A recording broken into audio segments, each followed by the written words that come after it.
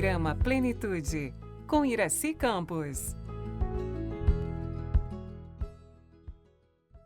Em um mundo cheio de desafios, muitas desigualdades, muitas incertezas, o que os ensinamentos e a presença de Jesus podem nos ensinar? No episódio de hoje do nosso programa Plenitude, vamos falar sobre o significado de Jesus nos tempos atuais. Nosso convidado de hoje é Fabrício Belotti Oliveira. Ele é teólogo com foco em estudos do Novo Testamento e teologia bíblica. Juntos nós vamos trazer reflexões e como enfrentar os desafios na atualidade, mas junto de Jesus. Seja bem-vindo ao Plenitude, Obrigado, Fabrício. Iraci. Que bom estar aqui estar de novo. com você aqui. Que bom. Como que é trazer Jesus na atualidade? Iraci, essa é uma pergunta muito ampla, né? A gente está se aproximando da época do Natal, vai comemorar aqui o nascimento de Jesus, mas eu acho, Iraci, que a gente pode se aproximar dele, de Jesus, Jesus ou Cristo, né? Cristo é um título que significa, na verdade, ungido ou escolhido por Deus, de uma forma menos ingênua, talvez, de achar que é só uma figura, obviamente, que resgata a nossa conexão com Deus e que traz para a gente uma palavra amorosa, uma palavra bondosa e um pouquinho de uma tentativa da gente fazer alguma coisa de bom. Mas eu acho que Jesus pode ser líder, assim, sobretudo nos tempos atuais, que não são tempos fáceis. Se a gente pegar o nosso país, a gente passa por problemas de diversas naturezas, inclusive de ordem política. E se a gente olhar o mundo de uma forma mais ampla, nós estamos com pelo menos 7 grandes guerras acontecendo, está no site da ONU, e 2 delas com riscos de deflagrarem um conflito mundial, que é o conflito de Israel e Palestina, lá naquela região, e o conflito da Rússia com a Ucrânia, na região do leste europeu. E quer dizer que o conflito de Israel e Palestina já é antigo, a gente pode falar um pouquinho dele, e o conflito da Rússia e Ucrânia é um conflito totalmente de natureza geopolítica, envolvendo petróleo, envolvendo essas questões das grandes cadeias econômicas mundiais. E acho que se a gente de fato é cristão, ou se a gente olha para Jesus com o que ele verdadeiramente nos ensina, a gente tem que se posicionar diante dessas coisas de uma forma diferente. A gente tem que entender o que é o nosso papel como cidadãos aqui do Brasil, de um lugar mais do mundo, para a gente olhar para isso com o olhar da verdadeira paz, da verdadeira bondade, do verdadeiro amor. E o que a gente pode fazer, mesmo na nossa local e limitada atuação numa geografia, num determinado lugar, para olhar para esses conflitos e se posicionar. Desde a forma como a gente eventualmente fala disso, desde a forma como a gente discute isso nas nossas famílias, até a forma como a gente se posiciona diante da nossa própria economia, da nossa própria sociedade.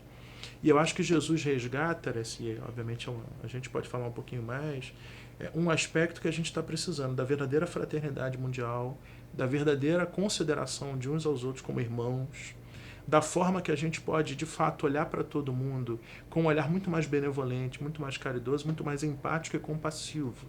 E perceber que todo mundo tem um lugar no planeta, todo mundo tem seu espaço, e que a gente não precisa brigar, a gente não precisa roubar, a gente não precisa tomar, a gente tem que, pelo contrário, oferecer o que a gente pode oferecer.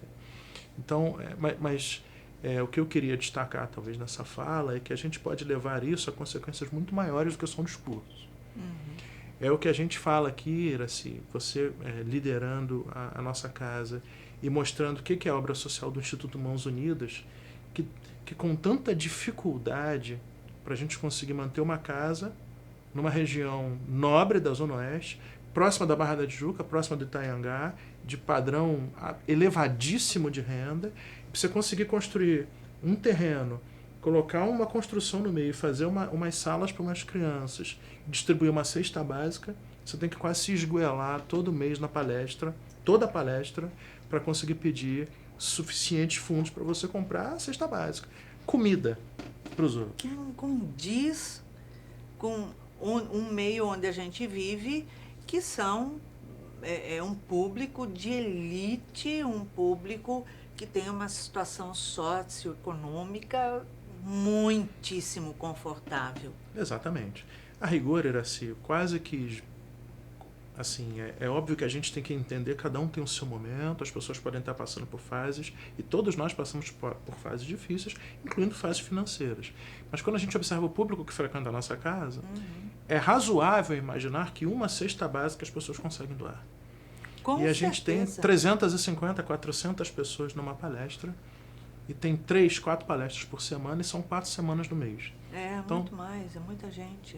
Então, quer dizer, é isso que Jesus deveria resgatar em nós ou significar para nós.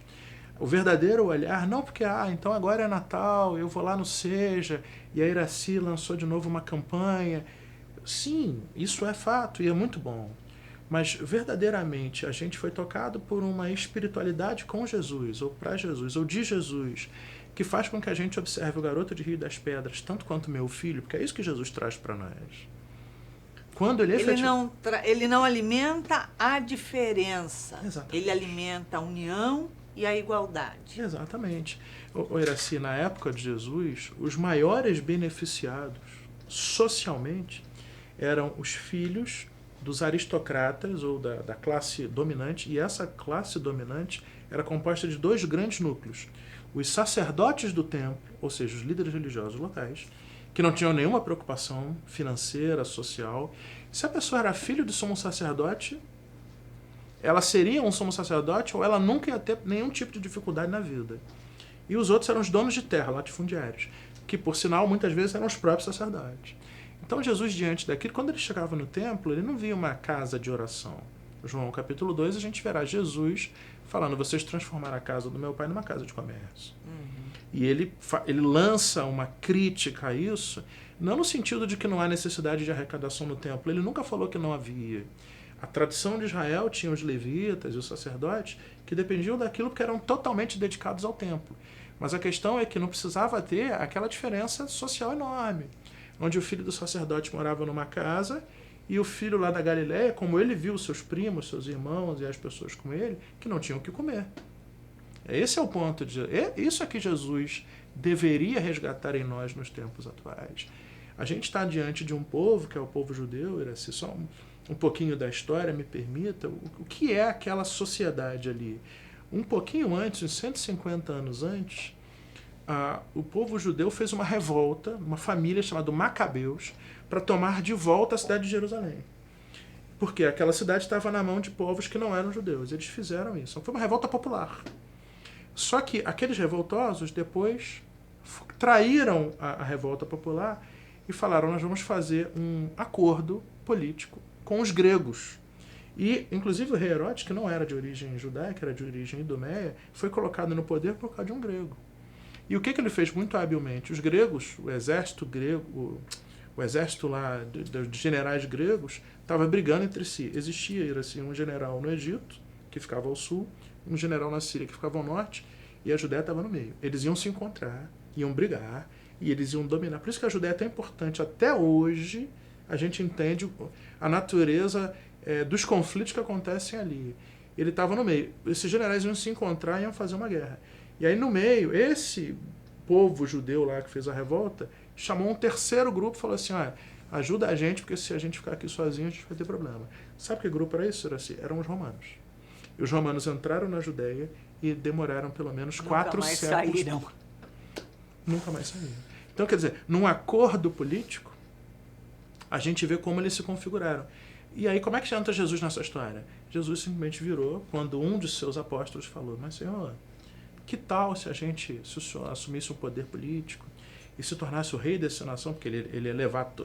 Imagina, um homem que cura, um homem que fala bem, um homem que abraça todo mundo, um homem totalmente popular e que só fez o bem, provavelmente seria o melhor governante do mundo. Mas Jesus fala, meu reino não é desse mundo. Eu não tenho nada com essa agenda, minha agenda é fazer o bem. E ele traz de novo aquela conexão. Não estou aqui para expulsar os romanos, não estou aqui... Ou seja, vocês precisam se entender e viver em união, né? Em paz. Exatamente, exatamente. Meu reino não é desse mundo. Meu reino não é deste mundo. E ele é isso que é Jesus, sabe? Assim, ele traz uma ideia de que a relação humana, e aqui é bem profunda a reflexão que eu proponho, ela é uma relação que tem que ser baseada em outros termos. Essa mesquinhez de ora Iraci está no poder, ora Fabrício está no poder, ora outro está no poder, e a gente, quando está no poder, só faz as coisas para os nossos, deixando todo mundo de lado. Isso é uma coisa que é humana, né? Iraci, milenar. E Jesus vai contra tudo isso, a partir do momento em que ele não se posiciona a favor do rico e também não é contra o pobre. Ele é a favor de todo mundo. E ele fala, olha, se você tem mais, dá para o que tem menos, porque ele tem menos, você tem mais. Então, por favor, partilhe. A gente verá Jesus na casa de riquíssimos como Zaqueu, lá em Jericó, falando, Zaqueu, você dá para as pessoas? Muito bem, Zaqueu. Hoje a salvação entrou na tua casa porque você percebeu que você, sendo rico, pode dividir com a comunidade ao seu redor. A gente vê Maria de Magdala, uma mulher riquíssima, que trabalhava com tecidos e por isso ela tinha dinheiro, era uma comerciante, que ficava ali perto de Cafarnaum, na cidade de Magdala, ela cheia de problemas, de crises, com uma série de questões. Eu fico com pena que Maria de Magdala não tinha a série psicológica de Joana de Ângeles. Se ela tivesse, todos os problemas dela teriam resolvidos. Uma pena, ela encarnou antes, mas era só ela ler ali. Conflitos existenciais, ela devia ter ido conversar com Joana de Cusa. Exatamente. Contemporânea dela, perdeu uma ótima oportunidade. Mas Jesus acolhe Maria de Magdala, que no ápice da sua riqueza, vivia numa profunda angústia existencial. Era uma mulher culta, como você bem falou, muito bem relacionada, uma cortesã que recebia em sua casa romanos, judeus, macedônios, gregos, se relacionava com todo mundo, uma mulher solteira, o que na época era super complicado. Nossa, muito mal visto, era, né? Uma mulher que namorava, uma mulher muito à frente do seu tempo, e que vivia numa angústia danada com Deus. Porque ela falou, cara, minha vida, apesar de confortável financeiramente, é uma vida em pecado, uma vida contra a lei que ela conhecia, que era a lei judaica. E Jesus a acolhe e fala, Maria, calma. E ele reconfigura o pensamento dela e ela se torna uma pessoa seguidora de Jesus e passa a amar todo mundo, vai trabalhar no leprosário, cuidando de leprosos dos filhos dos outros. Quer dizer, aquela riqueza toda, em dado momento, não significou muito para ela, mas o que significou realmente para Jesus é a relação que ela tinha com os outros. Então, acho que Jesus deve resgatar isso em nós, sabe? Assim, no meio do que a gente está e do que a gente vive, uma profunda preocupação com o próximo, com o ser humano, mas a preocupação mesmo, da gente vir na casa espírita e exercitar isso com o nosso irmão aqui, e a gente usar a casa e a sua estrutura como um meio, não só para a gente vir aqui tomar um passe, mas para a gente ver que isso aqui é um lugar também social onde a gente doa, e onde através do seja, não é isso, né? A gente faz o bem pro próximo. Exatamente. E a gente participa disso. E aprende a vivenciar Jesus no meio de nós. Exatamente. Né? E buscar olhar o meu irmão de forma simples, não pelo que ele tem, pelo que ele é. Exatamente. Né? E aí a gente vai mesclando Jesus na nossa vida, mesmo com as nossas dificuldades, o nosso orgulho ainda, que é bem acentuado, enfim. Tem muita coisa, né, para a gente aprender dentro dos ensinamentos dele. Perfeito. Iraci, se a gente parasse para olhar e perceber de fato a fala de Jesus e o que ele traz para nós, todos os problemas, e a gente no Ocidente é mais complicado por isso, todos os nossos problemas sociais terão resolvidos. Porque nossos problemas sociais são baseados no que você falou, em orgulho, que é um componente da vaidade, num profundo egoísmo. Eu tenho que morar na cobertura do meu condomínio, eu tenho que ter um carro novo do ano, meu filho tem que estudar numa escola muito boa, de preferência com vistas a estudar fora do país, a minha esposa tem que ter as melhores roupas, eu tenho que comer. E a gente esquece que a 10 quilômetros, se muito, de nós, tem uma família cujo filho não tem nenhuma perspectiva social, tadinha coisa a esposa, para conseguir ajudar, muitas vezes em configurações familiares super complicadas, de filhos e pais e mães numa dificuldade da gente estabelecer um vínculo familiar, e a gente não olha para essas pessoas. Isso, o que as pessoas não sabem, o Natal é importante talvez para a gente, que na época de Jesus também era assim. E tudo que ele fez, na realidade, foi olhar para estas pessoas. Tem um teólogo, Iraci, muito bom, chamado Pagola, José Antônio Pagola. Ele é um franciscano que é nascido e criado aqui em língua espanhola. Ele veio para o Chile. E ele tem um livro chamado Jesus com Olhar Histórico, né? Aproximação histórica, na verdade, de Jesus. E ele tem um capítulo que fala assim: Jesus, amigo dos últimos e dos esquecidos. Olha. Que é isso? Quer dizer, quando Jesus se coloca, pega Lucas 15, que ele está andando, descendo do norte para o sul, e aí os escribas, classe alta, porque quem tinha dinheiro para traduzir Bíblia tinha que ter grana naquela época. Os fariseus, que eram dos partidos separados, porque para você seguir os 613 requisitos da Torá, meu amigo, você não trabalhava, você não tinha que ir para o campo plantar, você tinha que ficar o tempo inteiro jejuando, olhando para cima, aí era fácil seguir os requisitos. Pega o lavrador e o pescador lá do Lago de Genezaré, se ele conseguia seguir. Não tinha como, era assim. Nunca, o camarada tinha que sobreviver. E ainda sustentar aqueles que não faziam nada. Através dos recursos do templo. Olha só. Ele tinha que pegar a grana dele, colocar no cofre do templo e essa grana ia para lá. Quando Jesus está descendo lá no sul, são esses que viram, olha aí, come com pecadores, com publicanos, com mulheres de má fama. Aí Jesus vira para o lado e lança as parábolas e fala, você não entendeu. E Jesus se aproxima daqueles que são todos renegados na sociedade. Mas ele faz isso com um comportamento diário dele. Ele não fazia isso somente quando ele multiplicava pães e peixes lá no Monte das Beatitudes. Ele não fazia isso somente quando ele estava na casa de Pedro. A vida dele era um exercício de fraternidade o tempo todo. Quando ele falava para esses. Quando ele estava lá e Judas falava assim, não, senhor, tira eles daqui. Ele falava, não, inclua-os aqui. São para eles que eu vim. Então, quer dizer, é o cristianismo levado e Jesus levado, de fato, às suas últimas consequências, porque a vida da pessoa se transforma no amor ao próximo. E aí ele começa a fazer isso em todas as suas atitudes, em todos os seus momentos. Ele se posiciona adequadamente politicamente, ele se posiciona adequadamente quando está numa casa espírita, ou em qualquer casa, numa igreja, numa comunidade evangélica, porque ele vai olhar para essas pessoas, ele vai enxergar essas pessoas. Não, o que Divaldo fala, né, assim, os esquecidos da sociedade. É isso. Os invisíveis da sociedade. Aí a pessoa reconhece essas pessoas e começa a se preocupar com elas, e aí daqui a pouco a gente vira de fato uma fraternidade. Porque o objetivo é que aquele que não tem nada venha ter as mesmas oportunidades daquele que tem muito. Exatamente. Então, isso é uma forma de igualdade. Não significa todo mundo ter o mesmo salário, o mesmo isso. Ninguém está falando de política, né? A gente está falando de uma igualdade de direitos, de viver com dignidade. Exatamente. Comportamento social, Iraci. A política pode ser um mecanismo para isso. E a gente já sabe que se a gente for depender da política, a gente vai demorar muito. Porque a gente vive num tempo e numa sociedade onde as pessoas esqueceram de Deus, esqueceram de Jesus.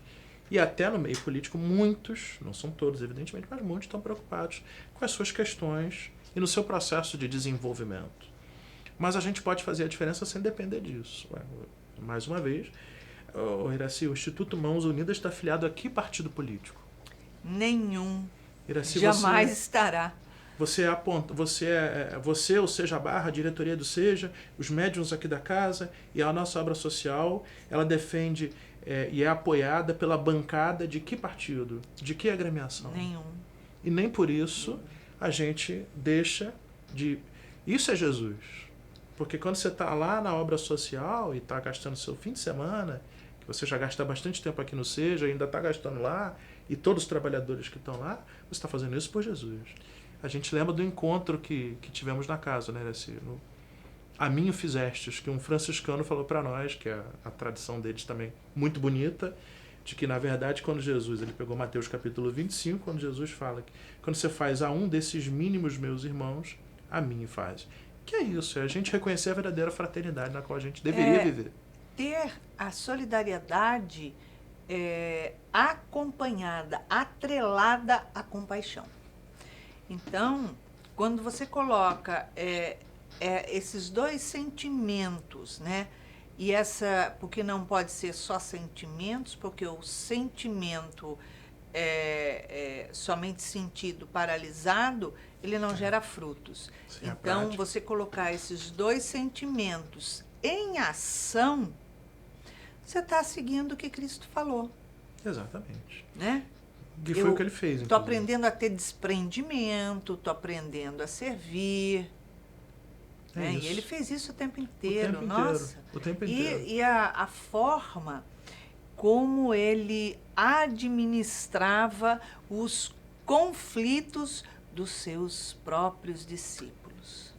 Isso Na verdade, era a gente aqui, batendo boca, porque a bola é minha, então daqui ela, se eu não marquei gol, daqui ela vou embora e ninguém joga mais. Né? É isso. É isso. É isso. Iraci, o colégio apostativo, uma vez eu escutei uma que foi ótima. Assim. O RH de Jesus era o pior possível, porque a reunião daqueles 12, o time complexo. Nossa. Você tinha um publicano, um cobrador de impostos, que era detestado por um pescador que era Pedro e seus primos. Você tinha naquele meio um zelota, que era uma pessoa que pegava em arma para tentar fazer uma revolução social. Então, quer dizer, Jesus, na realidade, era o grande, é o que você falou, era o grande ponto de serenização, de harmonização e da prova de que, apesar das nossas histórias, Iraci, das nossas características pessoais, de personalidade, de educação, e aqui hoje a gente pode expandir isso para a nossa etnia, a gente pode expandir isso para o nosso gênero, para a nossa raça, para a nossa cor e para a nossa posição social, é possível vivermos em sociedade, em grupo, se formos compassivos, como você falou, de forma harmônica, cuidando uns dos outros, amando uns aos outros e fazendo com que as coisas cheguem lá. Porque ali, eu acho que ele escolheu ali cada discípulo com uma característica muito especial de cada um. Você tem conflitos imensos com aquele lá, porque ele é cobrador de imposto, que não sei o quê, porque você já se conflitou com ele. Você é aquele que questiona tudo, que não pode nada, que então ele foi pegando todos os tipos de problemas, né, de dificuldades psicológicas. Você tem esse tipo de preconceito. Agora a gente juntar tudo para a gente mostrar que se pode viver em harmonia. É exatamente isso. Ali eram 12, que é diferente você administrar conflito de 2, 3, 4, tal. Mas 12 é uma encrenca total. É isso. E era complicado. Era complicado. Primeiro porque não havia histórico. Se você pegar, Jesus se apresentou, quando ele se lançou no seu ministério, como um mestre judeu. Como um rabi. Ele era chamado de rabi, raboni. Iraci, para você ser um rabi ou um rabino na tradução hoje, você tinha que ser aceito numa sinagoga por 2 outros. Jesus não espera essa licença para ser isso e ele se apresenta como tal. Foi o que ele fez. Naquele diálogo que a gente falava também no encontro dele, teve com a mulher samaritana, ela falou, veja que é o profeta. Ele falou, sim, eu sou. Então, quer dizer, ele se apresenta como tal. Já é uma encrenca da... Todos os rabinos foram contra. Com que autoridade tu falas? Já começou. E ele, diferente dos outros também, Iraci, esses líderes, eles eram escolhidos pelos talmidinho, pelos discípulos. Jesus não. Jesus vai em busca dos seus. Então ele está passando na cobradoria de Cafarnaum. Levi, Mateus, vem cá, quer me seguir? Ele levanta e segue. Está passando lá em cima por uma cidade. Pedro, sai do barco, vou te transformar em pescador de homens. Ele reúne todo mundo, ele busca os nossos corações. Ele busca a nossa humanidade. E é o que você falou. Você tinha um ancião judeu que via a mulher se aproximando, achava isso de péssimo gosto de Jesus. Essas mulheres que não têm o que fazer, que não têm marido. O cobrador de impostos, que era um camarada que muitas vezes pegava e tinha fortuna por conta de algum ato de corrupção, se não dele, da cobradoria, se não pelo menos dava dinheiro para romano. Você tinha ali o zelota, você tinha ali gente que não fazia parte de família nenhuma e que estava pensando num poder político. E não nos esqueçamos de Judas Iscariote, que era um comerciante. Sim. E que cuidava do dinheiro do colégio apostolar e que guardava o dinheiro para fazer, na realidade, a compra de aliados políticos para transformar Jesus no líder local, como ele fez. Exatamente. Então, quer dizer, esse era o colégio apostólico. É com estes... Aí ele orienta, manda os seus discípulos irem pregar aqui, pregar lá, você vai... Adoro aquela passagem, que aparece 2 discípulos e, tipo assim, Jesus não deu certo. Não consegui fazer nada. Foi um problema. Por quê? Porque a gente pregou e aí começou uma briga generalizada. Mas o que você estava pregando? As 2 etnias, o preconceito, falando, mas eu já não falei que não era para falar desse assunto em qualquer hora, em qualquer lugar. Veja, Iraci, é isso. É isso. Somos nós, Somos né? nós. Somos nós tentando entender Jesus, transformar de fato a sua palavra na nossa vida. E não é simples, é um processo. Na realidade, os estudiosos até falam, e a gente percebe isso também nos textos nossos espíritas, assim, eles só conseguiram realmente perceber o que era Jesus, o significado daquela mente, daquele espírito, daquele coração, depois que Jesus morre e reencarna, quer dizer, e ressuscita, no caso dele. E aí eles conseguem perceber o que aconteceu ali. E aí eles olharam para o outro e falaram, bom, peraí, agora me dá aqui a mão, vamos juntos seguir o que ele falou, porque em vida a gente não conseguiu. Passa muito rápido, né, Fabrício? Rapidíssimo. Fabrício, obrigada pela sua presença aqui com a gente, nos trazendo cada vez mais conhecimento. Muito, muito obrigada e um Feliz Natal para você. Obrigado. Feliz Natal para você também, Iraci. Lógico que nós possamos, sim, vivenciar Jesus todos os dias e nos identificar, olhando aqueles seus discípulos, qual deles a gente se identifica moralmente, nas nossas ações, na nossa atitude de compaixão e acolhimento. Então, que nós possamos usar isso para vivenciar Jesus, trabalhando com Ele, estando com Ele, amando com Ele, servindo com Ele. Porque, com certeza, as nossas dificuldades se tornarão mais leves. Somente quando a gente deixar de querer vivenciar Jesus somente no mês de dezembro e passar a vivenciar Jesus nos outros 11 meses do ano. Que você tenha muita alegria, vivencie Jesus com muita paz, muita vontade de viver e com a santidade e o amor dele em seu coração.